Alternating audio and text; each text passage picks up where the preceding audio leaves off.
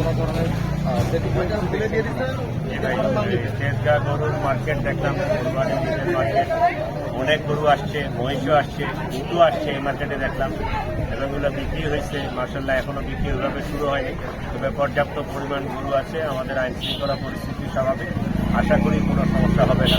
আজকে অফিসের last date, অফিসে ছুটি হয়ে গেলে দেখা যাবে কাল পরশু এই কয়েকদিন হয়তো বিক্রি বাটা হবে, কোনো সমস্যা নাই।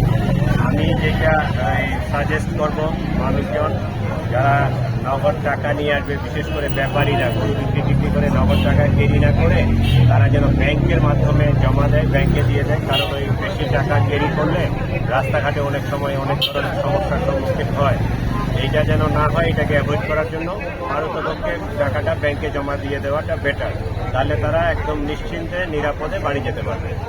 আর পর্যাপ্ত গরু আছে, কোনো সমস্যা হবে না। আমি আশা করি ঢাকাবাসী গরু কিনতে পারবে তাদের পছন্দ, চাহিদা এবং তাদের সাধ্য মতো। যার যতটুকু সাধ্য আছে, মধ্যম মানের গরু আছে, বড় গরু আছে, ছোট গরু আছে, সব গরুই আছে। যারা তাদের প্রয়োজন অনুযায়ী, তাদের সাধ্য অনুযায়ী কিনতে পারবে আশা করি। ধন্যবাদ। আমাদের নিরাপত্তা ব্যবস্থা আছে, প্রত্যেকটা মার্কেটে আমাদের অস্থায়ী ক্যাম্প স্থাপন করা হয়েছে এবং থানা পুলিশ সর্বোচ্চ সতর্কতায় আছে, কোনো সমস্যা নেই।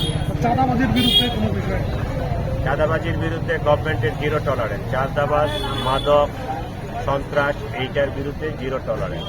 আপনারা যদি এরকম কোনো খবর পান আমাদেরকে জানাবেন, এবং এই যে এলাকার স্থানীয় নেতৃবৃন্দ আছে তারাও আমাদেরকে সহায়তা করবে। সকলেই মিলে, শুধু পুলিশের পক্ষে সম্ভব হবে না, সকলেই মিলে আমরা যদি সামাজিক প্রতিরোধ গড়ে তুলি, সবাই মিলে সোচ্চার থাকি, তাহলে মাদক, চাঁদাবাজ, সন্ত্রাসী এটা নির্মূল করা সমাজ থেকে সম্ভব।